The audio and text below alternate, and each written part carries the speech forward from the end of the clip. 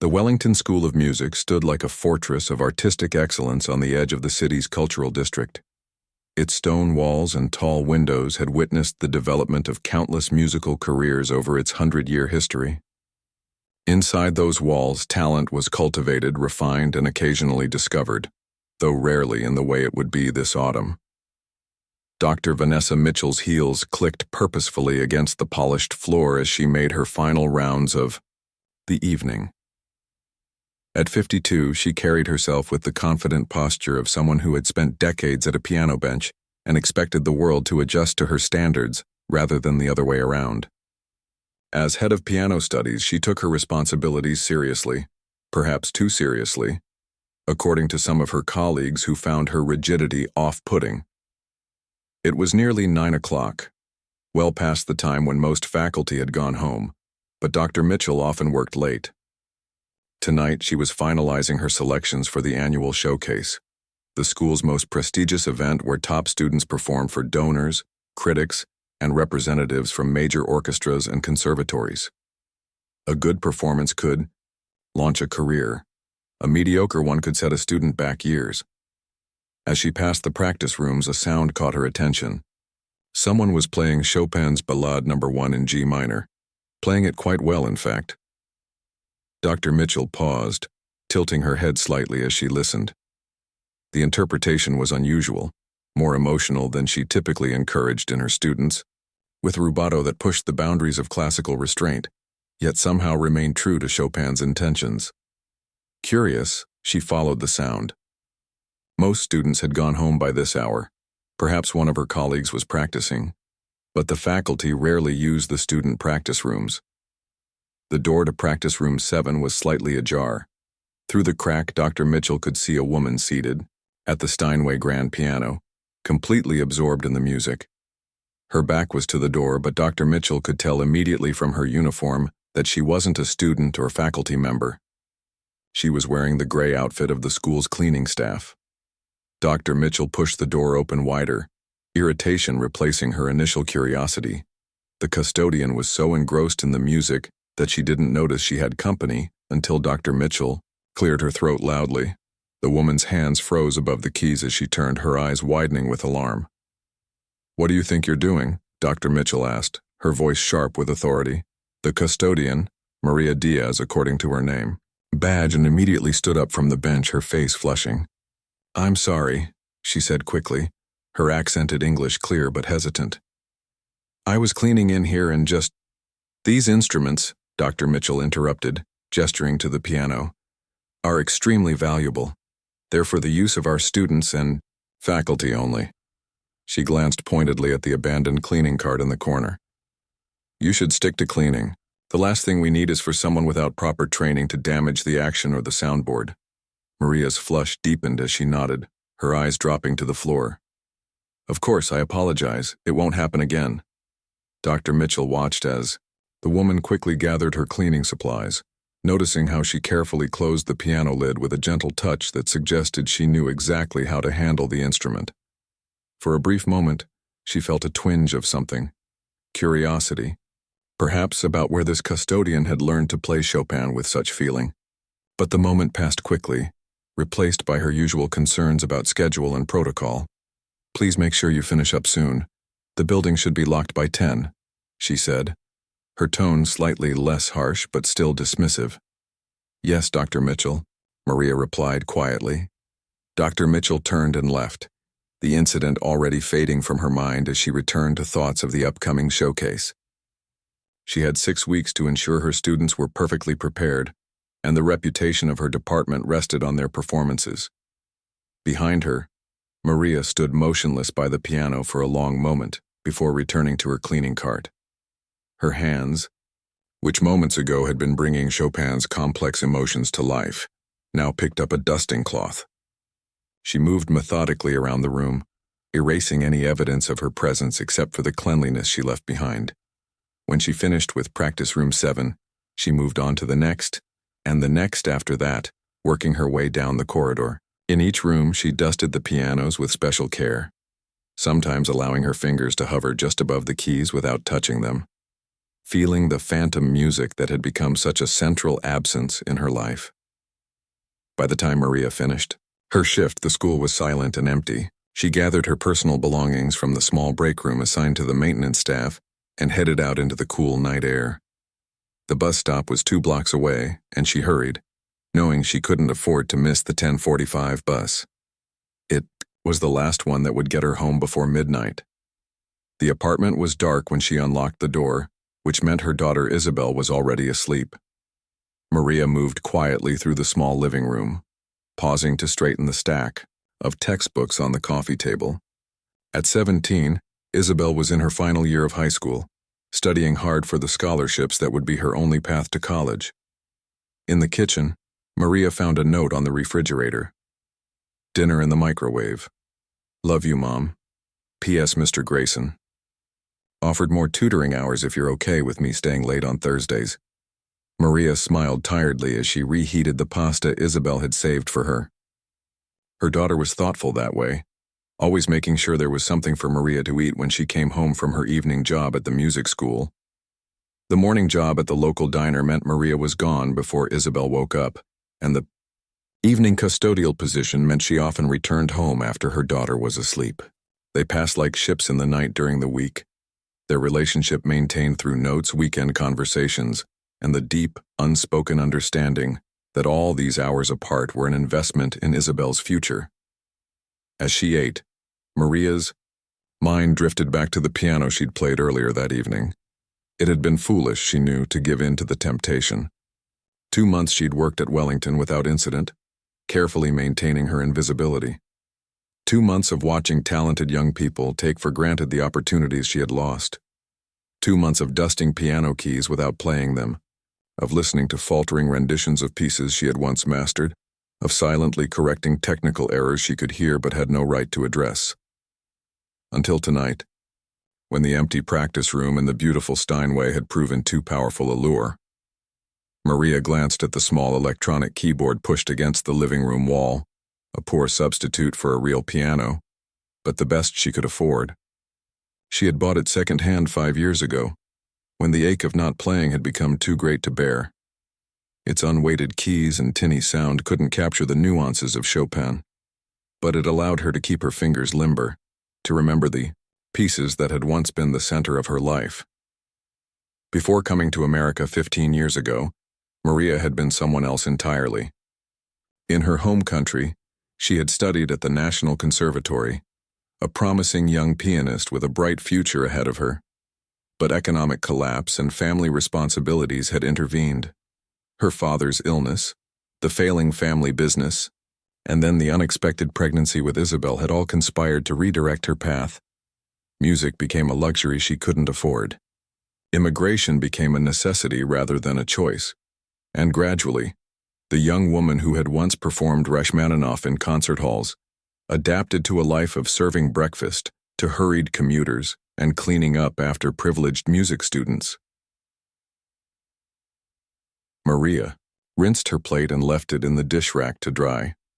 She was too tired tonight to practice on her keyboard, even with headphones that wouldn't disturb the neighbors or Isabel.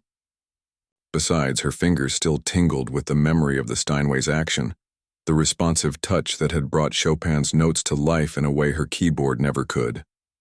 Playing on plastic keys would only highlight what she'd lost.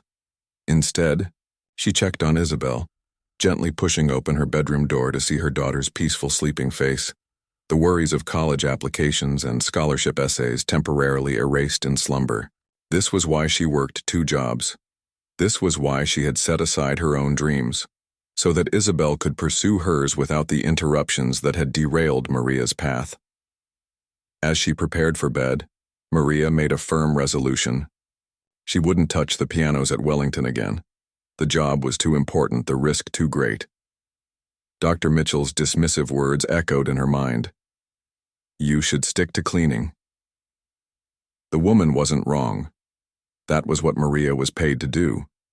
After all, not to indulge in memories of a different life or to imagine what might have been. She set her alarm for 4:30 a.m., early enough to catch the first bus to the diner for her morning shift. As she drifted toward sleep, her mind filled with music anyway.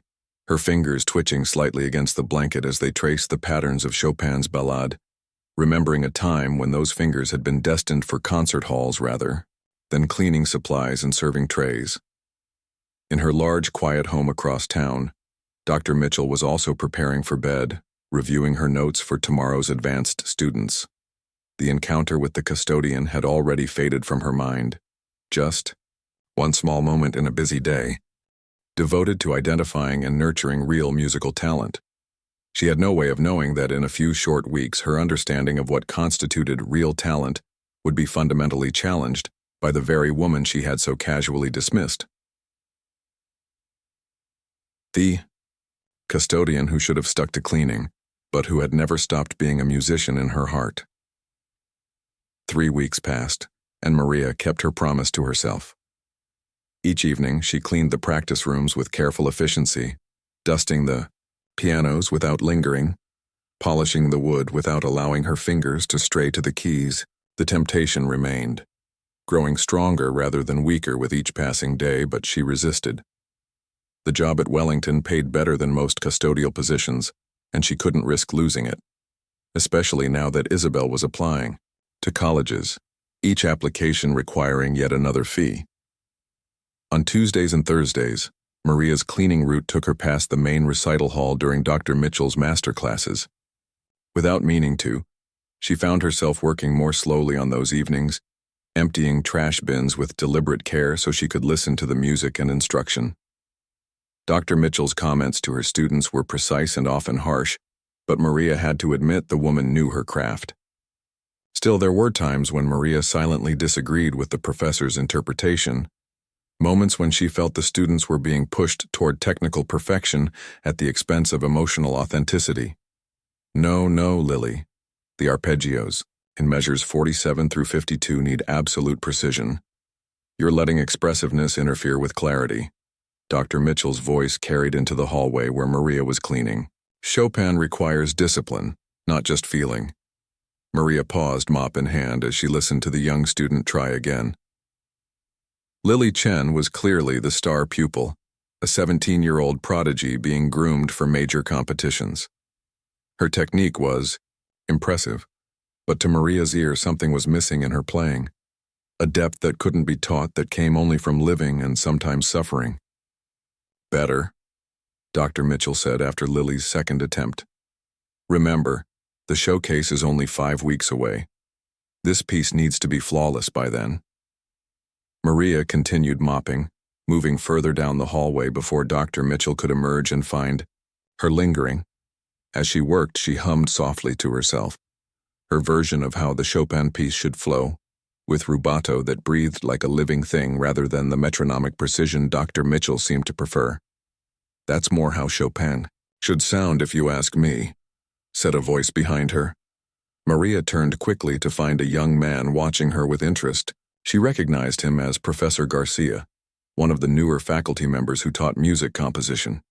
He was carrying a stack of sheet music and had apparently paused on his way to the faculty offices. "I'm sorry," Maria said automatically.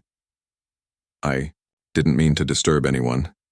"You weren't disturbing me," he replied with a friendly smile. "I just couldn't help noticing that you were humming Chopin's ballade, and with quite a nuanced interpretation." Maria felt her cheeks warm as she remembered her encounter with Dr. Mitchell. "I should get back to work," she said, returning her attention to the floor. Professor Garcia seemed about to say more, but then just nodded. "Of course. Have a good evening." As he walked away, Maria released a breath she hadn't realized she was holding. She needed to be more careful. Humming while she worked might seem innocent enough, but it could raise questions about her background, questions that might eventually lead back to her moment of weakness with the piano. The following weeks were filled with increasing activity as the school prepared for the showcase. Maria noticed more late-night practice sessions, more stressed-looking students, more intense master classes. Dr. Mitchell seemed to be everywhere at once, her normally stern demeanor even more tightly wound as she pushed her students toward perfection. One evening, about 10 days before the showcase, Maria arrived for her shift to find the school buzzing with unusual tension. As she collected her cleaning cart from the storage closet, she overheard two faculty members talking in the break room next door. "It's a disaster," a woman was saying. "Dr. Mitchell," her voice tight with controlled panic. "The showcase is next weekend, and now Lily can't perform. Do you know how many critics will be attending specifically to hear her?" "How bad is the injury?"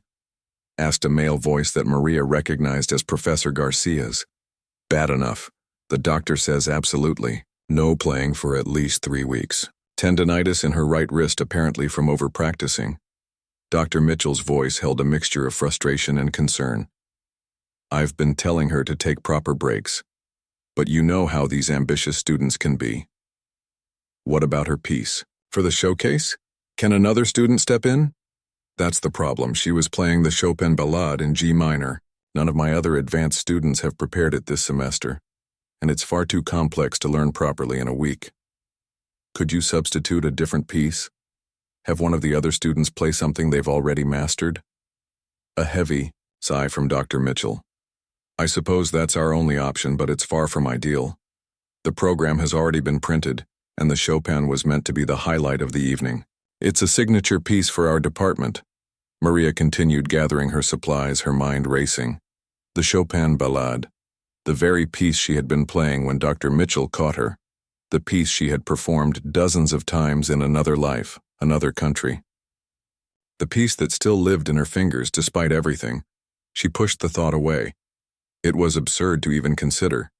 She was the night custodian, not a pianist, at least not anymore, and certainly not in the eyes of anyone at Wellington. That night. Maria cleaned the practice rooms as usual, but her mind kept returning to the conversation she had overheard. As she wiped down the piano in practice room 7, the same one she had played weeks earlier, she found herself lingering, her cleaning cloth moving slower and slower over the polished wood. The building was especially quiet tonight. Many students had gone home early, frustrated by their practice sessions or simply needing a break before the final push to the showcase. The faculty had all left after an emergency meeting about the program changes. Maria looked at the piano, then at the door, then back at the piano. She knew she shouldn't. She had promised herself she wouldn't take the risk again. But the Chopin called to her, the notes already playing in her mind, her fingers itching to give them life. And this time, she reasoned, she would be more careful. She would keep the practice. Room door fully closed, play softly and limit herself to just a few minutes. Before she could talk herself out of it, Maria sat down at the bench and gently opened the lid. She took a deep breath, centered herself, and began to play. The ballade unfolded beneath her fingers like a familiar landscape. The opening G minor theme, thoughtful and questioning, the waltz-like second theme in E-flat major, offering a moment of warmth and hope. The development section where both themes intertwined and transformed. And finally, the coda, technically demanding but emotionally cathartic, rushing toward its conclusion with controlled abandon. Maria played with the freedom of someone who had nothing to prove and everything to express. Years of working with her hands had kept her fingers strong, and though she lacked the daily practice of a professional pianist, she made up for it with the emotional depth that came from life experience. Her interpretation wasn't perfect in the way Dr. Mitchell might demand from her students. There were a few missed notes in the most difficult passages, but it was alive in a way that technical perfection alone could never achieve.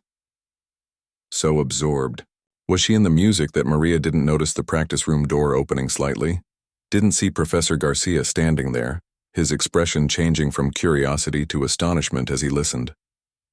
He had returned to the school to collect some forgotten papers and had been drawn by the sound of the piano, playing that was unlike any students he had heard at Wellington. He watched silently as Maria's body swayed gently with the music, her face transformed by complete absorption in Chopin's world. This was not the nervous custodian he had caught humming in the hallway. This was an artist, fully immersed in her craft. When the final chord faded, Maria sat still for a moment, her hands resting lightly on the keys, her eyes closed as she held onto the feeling for just a little longer. "That was extraordinary," Professor Garcia said quietly. Maria jumped up from the bench, nearly knocking it over in her shock. Professor Garcia, I'm so sorry, I know I shouldn't be. He held up a hand to stop her apologies. Where did you learn to play like that? Maria hesitated, her instinct for self-preservation warring with the simple human desire to be seen. Truly seen, after so many years of invisibility. I studied piano, she said finally. A long time ago, before I came to this country. Studied where? He asked, stepping fully into the room now. The National Conservatory, back home in Argentina. She gestured vaguely toward the cleaning cart. But that was another life. Now I clean. Professor Garcia shook his head slowly. No one who plays like that is just anything. He studied her thoughtfully. The Chopin Ballade. That's the piece Lily Chen was supposed to perform at the showcase, isn't it? Maria nodded, suddenly understanding where his thoughts were heading. But I couldn't possibly.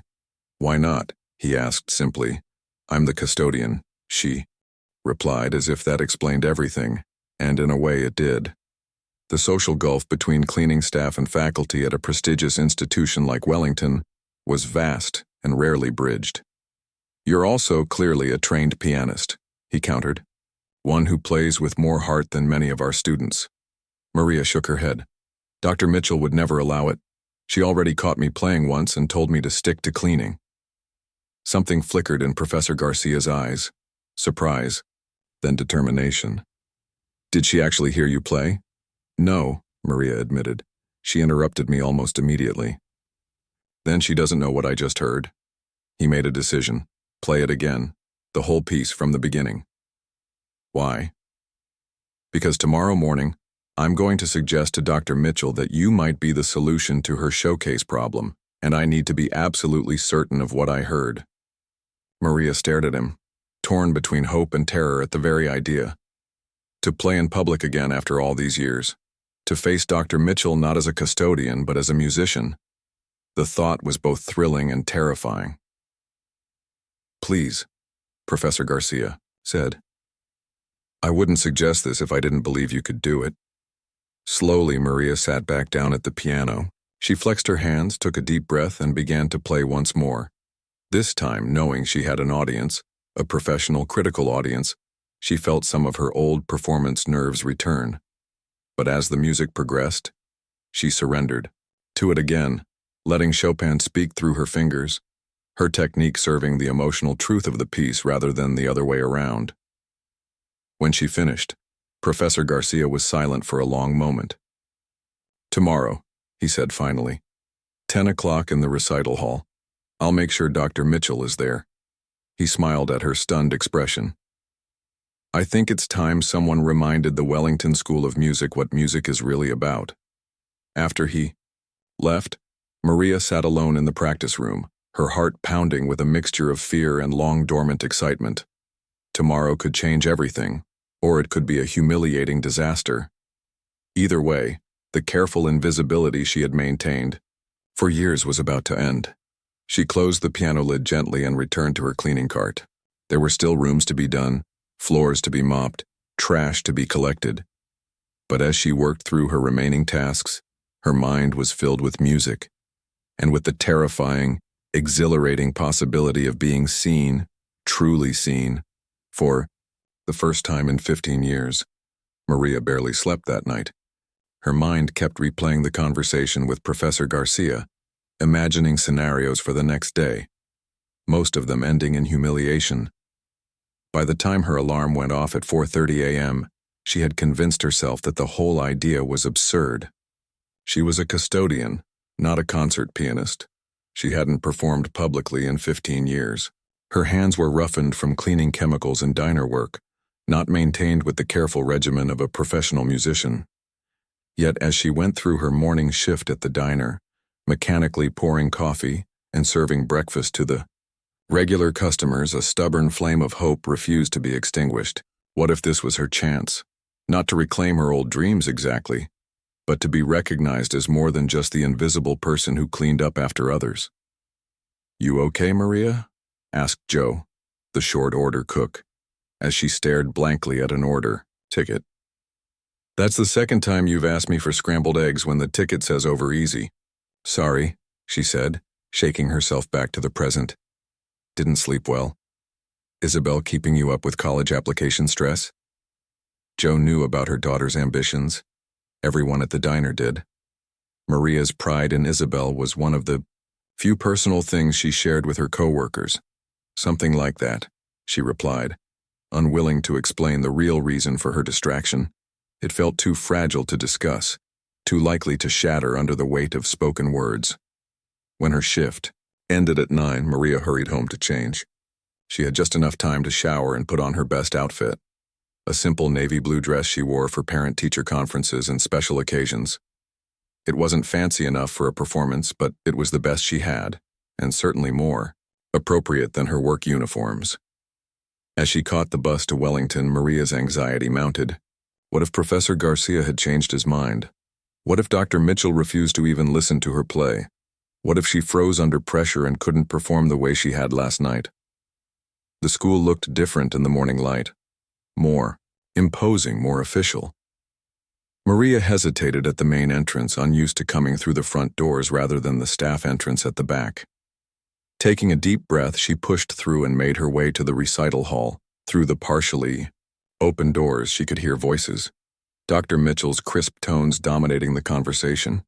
I still don't understand why this couldn't wait, Thomas. We have a serious situation with the showcase program, and you're being incredibly vague about this solution you claim to have found. Just trust me, Professor Garcia replied. I wouldn't waste your time if I didn't think this was important.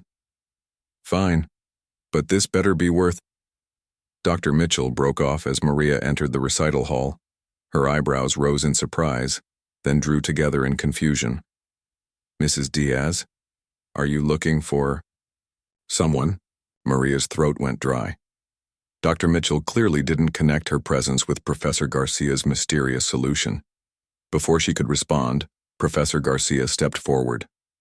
Dr. Mitchell, this is who I wanted you to meet, he said. Or rather, to listen to. Dr. Mitchell's expression shifted from confusion to disbelief as she looked between Maria and Professor Garcia. I don't understand. Mrs. Diaz is a pianist, Professor Garcia said simply. A very good one. I heard her playing last night, the Chopin ballad. Dr. Mitchell's face hardened. You were playing our pianos again? After I specifically told you. Vanessa, Professor Garcia interrupted, his voice firm. Before you say anything else, just listen, please. A tense silence filled the recital hall. Maria stood frozen, feeling like an intruder despite having been invited. Dr. Mitchell's disapproval radiated from her stiff posture and tight expression. For a moment, Maria thought she might simply walk out and end this uncomfortable situation. But then Professor Garcia gestured toward the Steinway concert grand on the stage. Please, he said to Maria. Show her what you showed me last night. Maria hesitated, looking at Dr. Mitchell's skeptical face.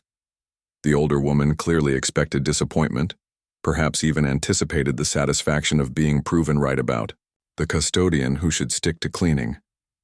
The thought stiffened Maria's resolve. With a slight nod, she walked up the steps to the stage. The recital hall looked vast from the performer's perspective. Rows of empty seats stretched before her, with Dr. Mitchell and Professor Garcia standing in the center aisle. Maria sat down at the piano, adjusting the bench out of habit. The familiar ritual helped calm her nerves slightly. She placed her hands on the keys, took a deep breath, and began to play. The first notes of Chopin's ballad in G minor filled the space clear and deliberate. Maria felt herself trembling slightly, her nerves affecting her usually steady hands. The opening was more hesitant than she intended, more careful than inspired.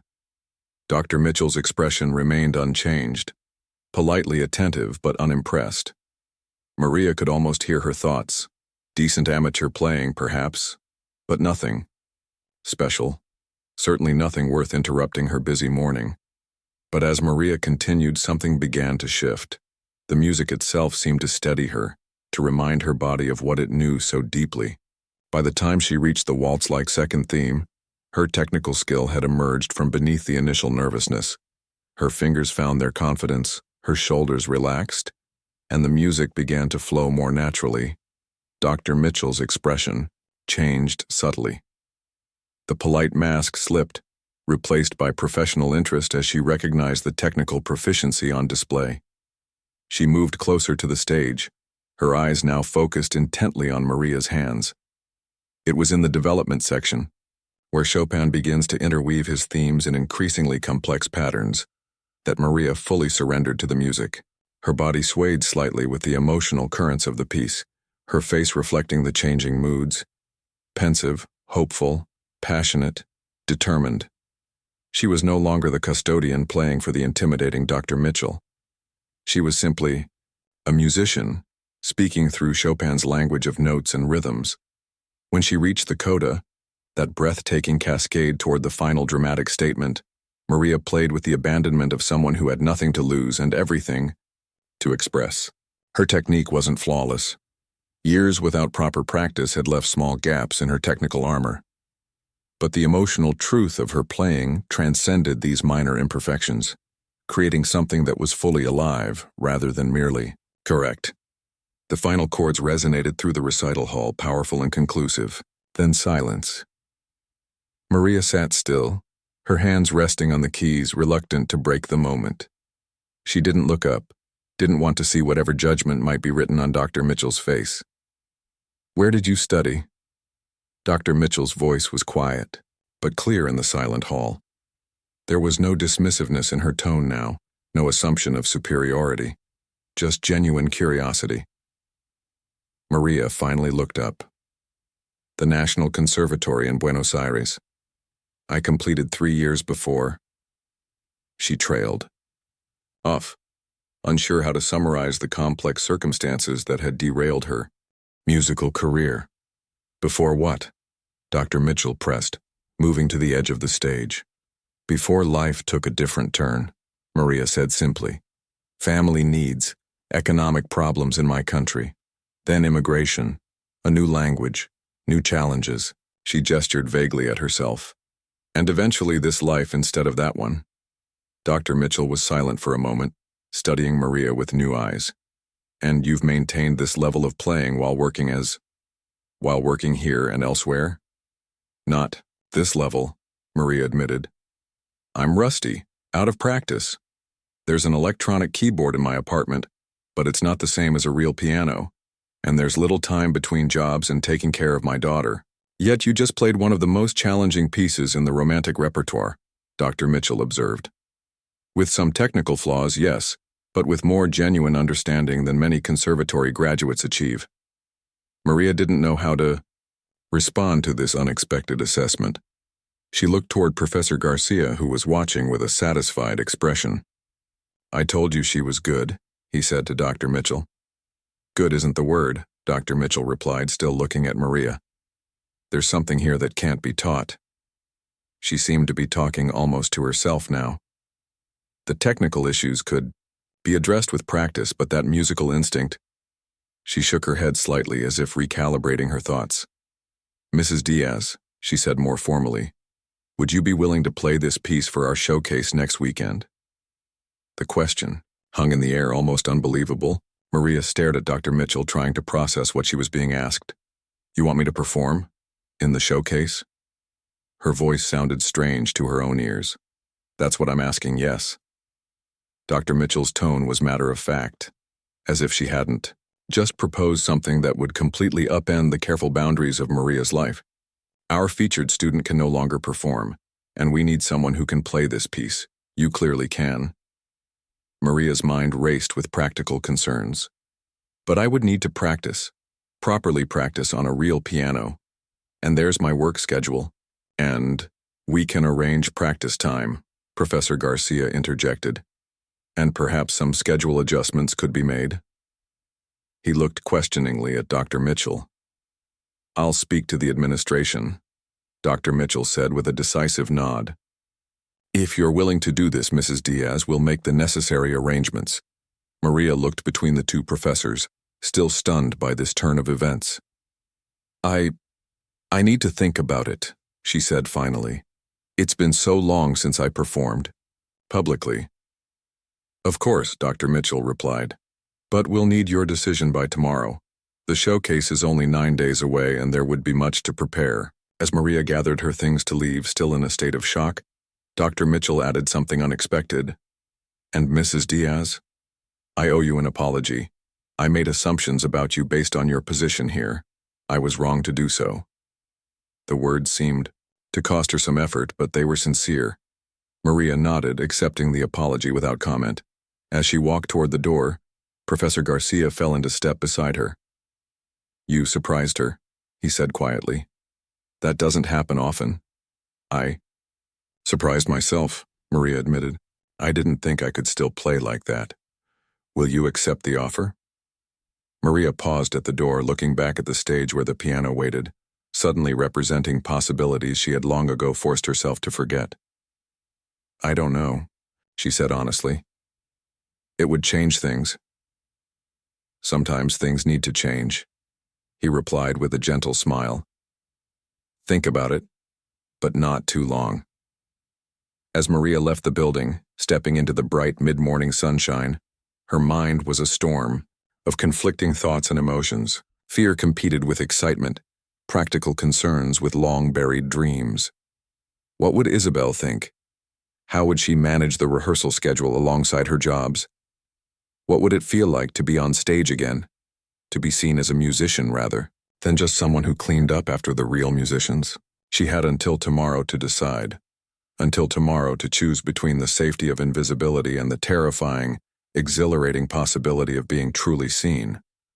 Maria's bus ride home felt surreal, as if she were moving through a dream that would evaporate as soon as she touched solid ground.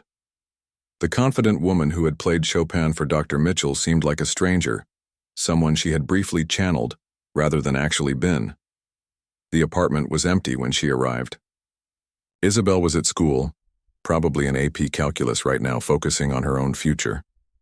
Maria put her purse down and stood in the middle of the small living room, her eyes falling on the electronic keyboard pushed against the wall. It looked even more inadequate now after she had played the magnificent Steinway at Wellington.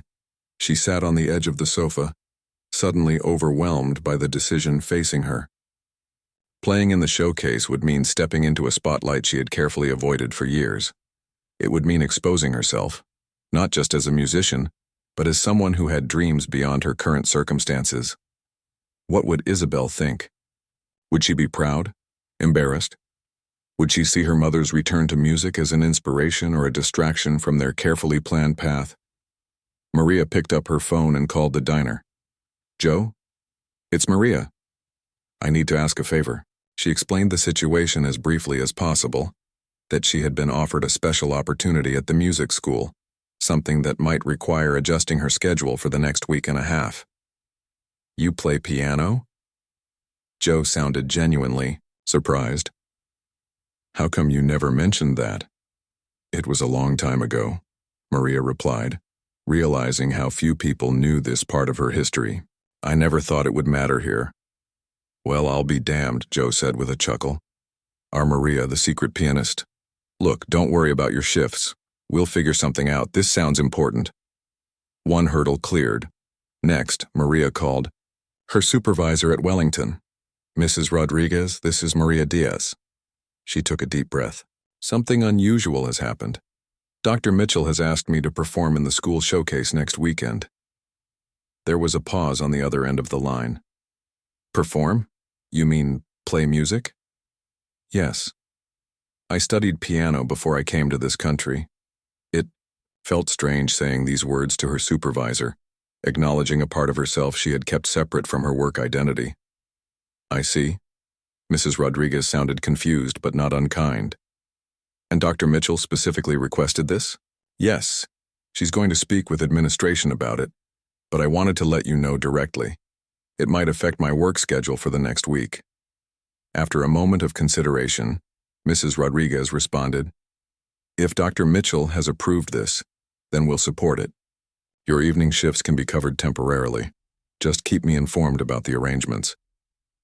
Another obstacle overcome. Maria felt a mix of relief and mounting nervousness.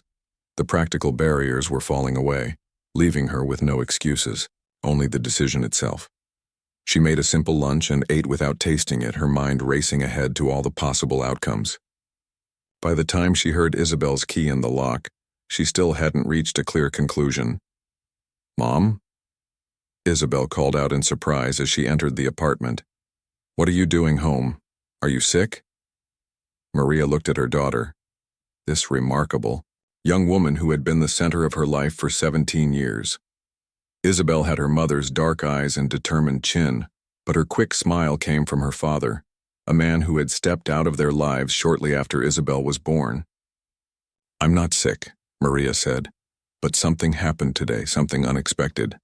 Isabel set her backpack down, instantly alert to the unusual tone in her mother's voice.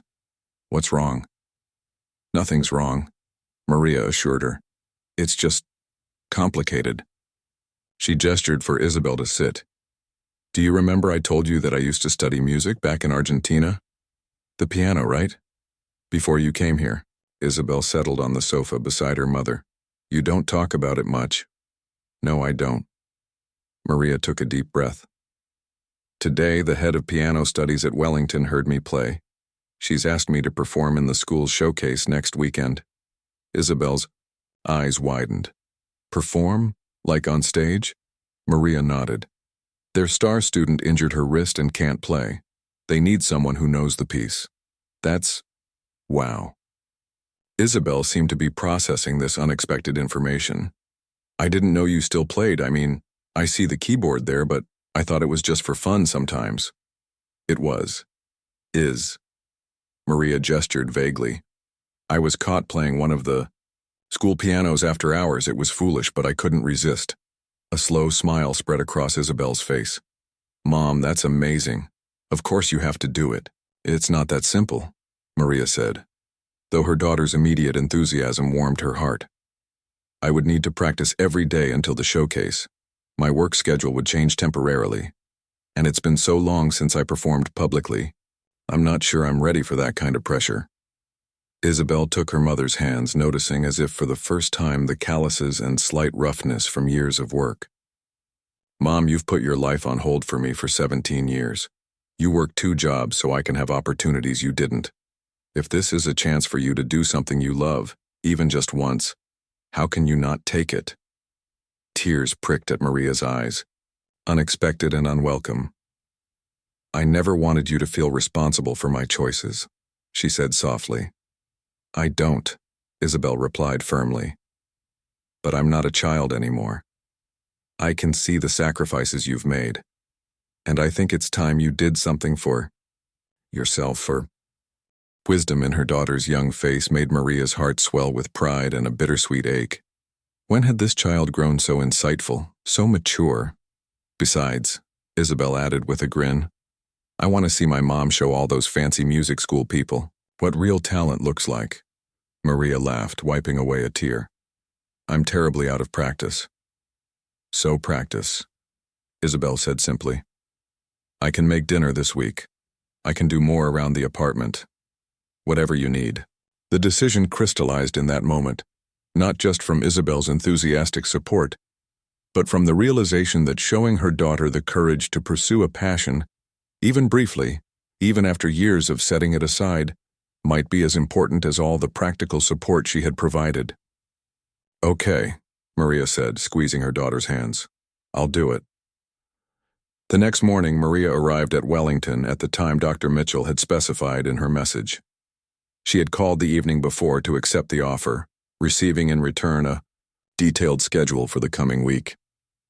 Dr. Mitchell had arranged for Maria to have access to a practice room with a grand piano for 3 hours each morning, plus evening sessions after her regular cleaning shift if she wanted them. As she approached the designated practice room, Maria was surprised to find Dr. Mitchell waiting for her, a stack of sheet music in hand. "Good morning, Mrs. Diaz," she said briskly. "Before you begin practicing, I thought we should discuss the piece." There was still a slight stiffness in her manner, but the dismissiveness was gone, replaced by professional courtesy. "Of course," Maria replied, following her into the room. For the next hour, they went through the Chopin Ballade section by section. Dr. Mitchell was thorough and demanding, but also surprisingly receptive to Maria's interpretive ideas. They discussed fingering options for some of the more challenging passages, explored different approaches to the rubato in the middle section, and analyzed the structural architecture of the piece.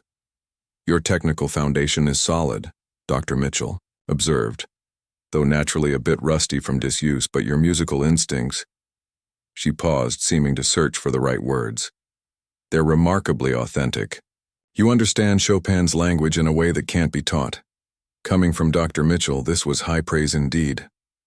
Maria felt a flush of pride, quickly followed by determination to live up to this unexpected validation. "The showcase is 8 days away," Dr. Mitchell continued. "All business again. I would like to work with you every morning this week, if that's acceptable. There are some technical issues we should address, but I don't want to interfere with your fundamental interpretation." Maria nodded, somewhat surprised by this approach. She had expected Dr. Mitchell to try to reshape her playing entirely, to mold it into the more controlled style she demanded from her students. "You seem surprised," Dr. Mitchell noted with unexpected perceptiveness. "I thought you might want me to play it more." "Precisely," Maria admitted. "Like you teach your students." A flicker of something, perhaps self-awareness, crossed Dr. Mitchell's face. "My students are still developing their musical identities. They need technical discipline before they can make informed interpretive choices." She straightened a page of the score with meticulous care. "You, on the other hand, already have a fully formed musical voice. It would be counterproductive to try to change that at this point." It was as close to a compliment as Maria suspected. Dr. Mitchell ever gave, and she accepted it with a small nod of acknowledgement. The days that followed fell into an intense but fulfilling rhythm. Mornings were spent practicing under Dr. Mitchell's exacting guidance. Afternoons, Maria worked her shift at the diner, her mind often still wrapped around a particular passage, even as she served customers.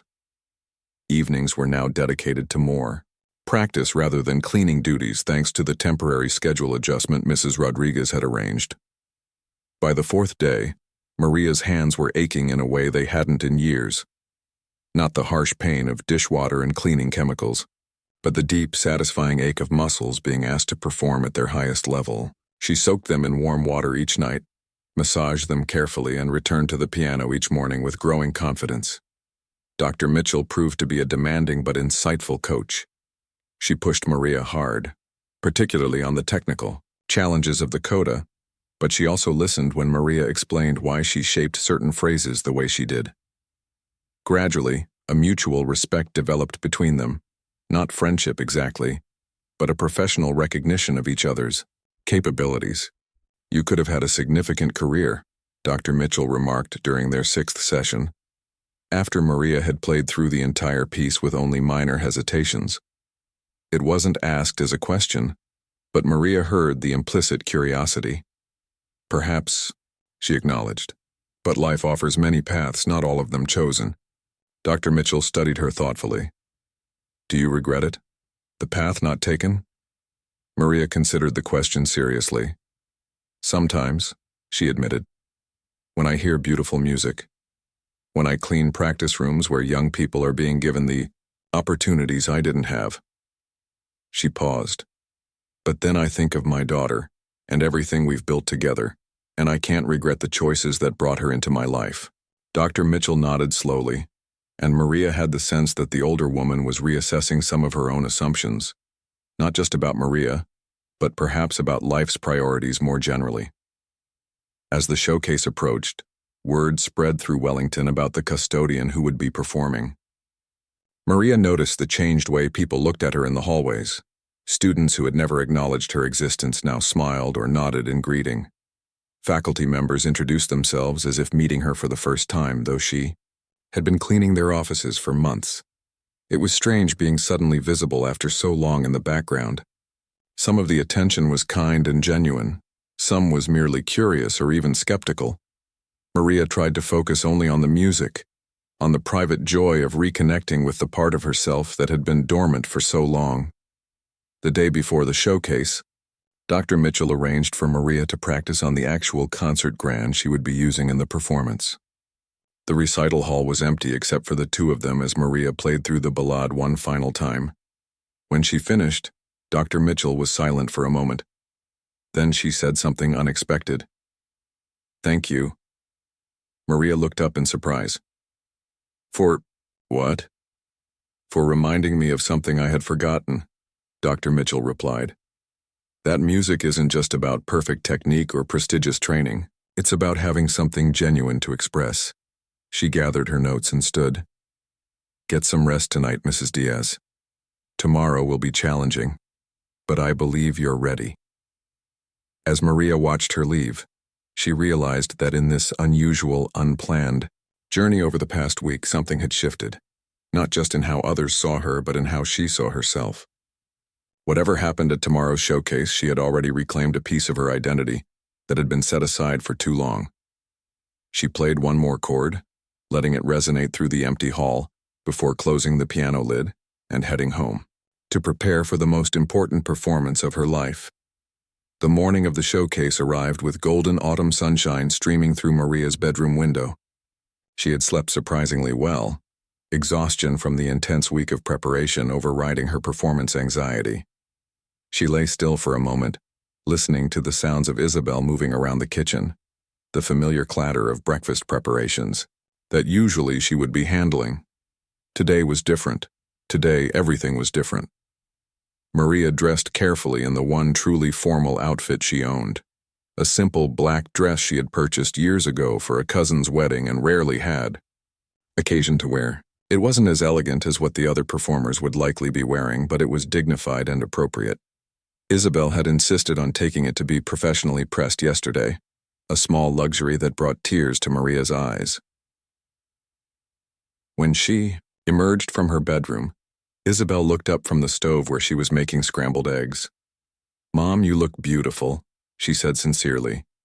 "It's just an old dress," Maria demurred, smoothing the fabric self-consciously. "It's not the dress," Isabel replied with a smile. "It's you. You look different, more like yourself somehow." Maria understood what her daughter meant, though she couldn't have explained it easily. This past week had awakened something in her that had been dormant for too long. Not just her musical abilities, but a sense of purpose and identity beyond her roles as mother and provider. As they ate breakfast together, Isabel asked, "Are you nervous?" "Terrified," Maria admitted with a small laugh, "but also excited. I had forgotten how it feels to prepare for a performance, the focus, the challenge of it." "I can't wait to see you play," Isabel said. "I've told all my friends. My history teacher is coming too. She studied piano in college and couldn't believe it when I told her my mom was performing at the Wellington showcase." Maria felt a flutter of additional nervousness at the thought of Isabel's teacher in the audience, but it was overshadowed by the warmth of her daughter's obvious pride. After breakfast, they traveled to Wellington together. The school looked different today. Banners announcing the showcase hung from the entrance, and well-dressed. People were already arriving despite the early hour. Donors, music critics, representatives from orchestras and conservatory, all coming to hear the best students Wellington had to offer, and unexpectedly to hear Maria. "I'll see you after," Isabel said, hugging her mother tightly before they parted ways. "You're going to be amazing." Maria made her way to the backstage area, where the other performers were already gathering. Most were students in their late teens or early 20s, dressed in formal attire, going through their pre-performance rituals. Some were doing finger exercises, others reviewing scores, a few sitting with eyes closed in silent concentration. They looked up as Maria entered, and she felt suddenly conspicuous, the middle-aged woman among these talented young people, the custodian among the elite music students. But to her surprise, several of them smiled in greeting. A young man she recognized as one of Dr. Mitchell's advanced students actually approached her. "Mrs. Diaz? I'm Peter. I just wanted to say good luck today. I heard you practicing yesterday, and..." He paused, seeming to search for the right words. "It was really beautiful the way you played the Chopin."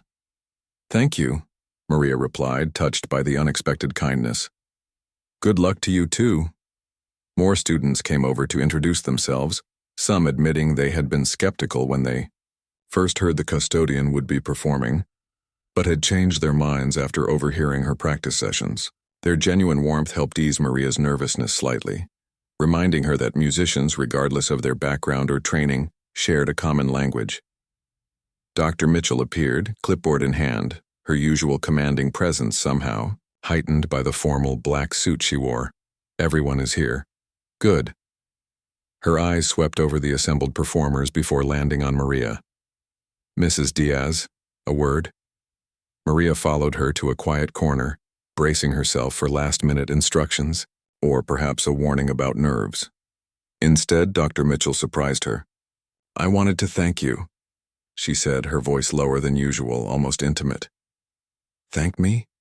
Maria echoed, confused. "Yes." Dr. Mitchell seemed uncharacteristically hesitant. "This past week has been enlightening for me. I've spent decades teaching gifted young musicians, pushing them toward technical perfection, preparing them for competitive careers. Sometimes I forget why we do this in the first place." She straightened a page on her clipboard, a gesture that seemed more about collecting her thoughts than actual organization. "Your playing reminded me," she continued. "The pure joy of musical expression, the communication that transcends technique. You've made me reconsider some of my teaching approaches." Maria didn't know how to respond to this unexpected confession. Before she could formulate a reply, Dr. Mitchell was back to business. "You're fourth in the program," she said briskly. "After the violin concerto, the hall is nearly full already with more arriving. Just focus on the music as you've done in our sessions." With that, she moved on to speak with other performers, leaving Maria to absorb the surprising conversation. Cue. Showcase began promptly at 11. From backstage, Maria listened as the first performers played, a string quartet, followed by a solo cellist, then the violinist Dr. Mitchell had mentioned. All were exceptionally talented, their performances met with enthusiastic applause. Then it was her turn. As the applause for the violinist faded, Maria heard the stage manager whisper, "You're up, Mrs. Diaz." She walked onto the stage, the bright lights momentarily disorienting. The recital hall was indeed full, hundreds of faces turned expectantly toward her. In the third row she glimpsed Isabel, sitting between Joe from the diner and Mrs. Rodriguez from Wellington's maintenance department. Professor Garcia was nearby, giving her an encouraging nod. Maria approached the piano, adjusted the bench, and took a moment to center herself. The murmur of the audience gradually quieted as they waited for this unexpected performer. Not a student, clearly not a faculty member, someone they didn't recognize from previous showcases. In the front row, Dr. Mitchell sat with perfect posture, her expression composed but her eyes attentive. Beside her were several distinguished-looking guests, likely the important critics and donors the showcase was designed to impress. Maria placed her hands on the keys and took a deep breath. Then she began to play. The opening notes of Chopin's Ballade filled the hall, those questioning, searching phrases that set the stage for the musical journey to come. Maria felt a moment of intense vulnerability, exposing her musical soul to this room full of strangers. But as she continued playing, the familiar magic happened. The music itself carried her forward, beyond nervousness, beyond self-consciousness, into that special place where only the composer's intentions and her own emotional response existed. She played with all the skill and heart she had rediscovered during the past week, her technique serving the music rather than drawing attention to itself. Each phrase told a story, of longing, of hope, of struggle, of transformation. In the more technically demanding passages, she felt her recently rebuilt stamina supporting her, allowing her to shape the music as she heard it in her mind. The piece built toward its dramatic conclusion, Maria became aware of the absolute silence in the hall. No coughing, no shifting in seats, no whispered comments, just complete attention focused on the music she was creating. The final section, that breathtaking coda that had been the focus of so much practice, flowed from her fingers with passionate intensity, building to the powerful final chords that seemed to contain all of Chopin's complex emotions resolved into a single definitive statement. The last chord resonated through the hall, gradually fading into silence. For a moment, no one moved or made a sound. Maria remained still, her hands resting lightly on the keys, caught in the lingering spell of the music. Then the applause began, tentatively at first, then building quickly into a wave that washed over her. People were standing, something that hadn't happened for the previous performers. The applause continued, growing rather than diminishing, joined by calls of "Bravo" from several points in the audience. Maria rose from the bench and took a modest bow, overwhelmed by the response. As she looked out at the audience, she saw Isabel standing, tears streaming down her face, even as she applauded with fierce pride. Joe and Mrs. Rodriguez beside her beaming with surprised delight, Professor Garcia nodding with satisfied vindication, and in the front row, Dr. Mitchell, standing with the rest, her usually reserved expression transformed by genuine admiration. The applause showed no signs of ending. Maria took another bow, then a third, before finally exiting the stage as the next performer waited to begin. Backstage, the other students surrounded her with congratulations and questions. "That was incredible. Where did you study? How long? Have you been playing?" Their earlier politeness had transformed into genuine respect and curiosity. The remainder of the showcase passed in a blur. Maria watched the other performances with appreciation, but her mind was still processing what had happened. Not just her successful performance, but the journey of the past week that had brought her to this moment. After the final performer had played and the formal program concluded, the backstage area filled with faculty, donors, and family members congratulating the musicians. Isabel pushed her way through the crowd to embrace her mother. "Mom, you were amazing. Everyone was talking about you." Before Maria could respond, they were approached by Dr. Mitchell, accompanied by an elegant older gentleman. "Mrs. Diaz, this is Mr. Harrington, Chairman of Wellington's Board of Trustees," Dr. Mitchell said formally. Mr. Harrington extended his hand. "That was a remarkable performance, Mrs. Diaz. One of the most moving interpretations of the Chopin ballet I've heard in years." "Thank you," Maria replied, somewhat overwhelmed by the attention. "Dr. Mitchell has been telling me about your background," he continued. "It seems we've had an extraordinary talent working at our school without realizing it." Maria glanced at Dr. Mitchell, who gave her a small nod of encouragement. "Mr. Harrington and I have been discussing a possibility we'd like to present to you," Dr. Mitchell said. "Wellington has recently received funding to expand our community music program. Classes for working adults who wish to continue their musical education. We find ourselves in need of a piano instructor who understands both the technical aspects of performance and the practical challenges faced by non-traditional students." Maria stared at her, slowly comprehending what was being suggested. "We would like to offer you a position," Mr. Harrington said directly. "Part-time to start, teaching evening and weekend classes, with the possibility of expansion if the program grows as we hope it will." Isabel gasped beside her. "Mom!" Maria struggled to find words. I don't have a completed degree or teaching credentials. What you demonstrated today goes beyond paper qualifications," Dr. Mitchell said firmly. "You have a gift for musical communication that can't be taught, and life experience that would be valuable to our adult students." She paused. "Besides, we can arrange for you to complete your formal credentials while teaching if you wish." The offer was so unexpected, so far beyond anything Maria had imagined when she first sat down at that practice room piano weeks ago, that she could barely process it. A chance to rebuild her connection to music, to teach others, to use the skills she had set aside for so long it seemed impossible. "I would need time to consider," she said finally.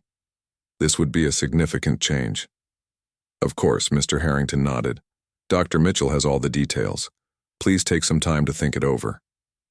He shook her hand again before moving on to speak with other performers and their families. Dr. Mitchell lingered for a moment. "The position would be yours regardless of your decision about completing a degree," she clarified. "What you played today showed me that formal credentials, while valuable, are not always the best measure of a musician's worth or teaching potential." Coming from Dr. Mitchell, with her usual insistence on proper qualifications and training. This was a profound statement. Maria recognized it as both a professional assessment and a personal apology for her earlier dismissiveness. "Thank you," she said simply, "for the opportunity, and for your help this past week." Dr. Mitchell nodded, a hint of a smile softening her usually stern expression. "Sometimes we find the most valuable lessons in unexpected places." With that, she moved away to attend to her other responsibilities. Isabel clutched her mother's arm excitedly. "Mom, this is amazing. You could be a teacher here." "It's a lot to think about," Maria cautioned, though she couldn't suppress the spark of excitement in her own heart. As they made their way through the crowd toward the exit, Maria was stopped repeatedly by audience members wanting to compliment her performance or ask about her background. The contrast with her usual invisibility as she cleaned these same spaces was striking. Outside in the autumn sunshine, Maria paused to look back at Wellington's imposing facade. For the first time, the building didn't seem like a fortress of privilege that excluded people like her. Instead, it looked like a place of possibility, a place where, perhaps, she belonged after all. "What are you thinking?" Isabel asked, watching her mother's face. "I'm thinking," Maria replied slowly, "that life sometimes offers second chances when you least expect them." Isabel slipped her arm through her mother's. "And sometimes," she said with wisdom beyond her years, "all it takes is the courage to play that first note."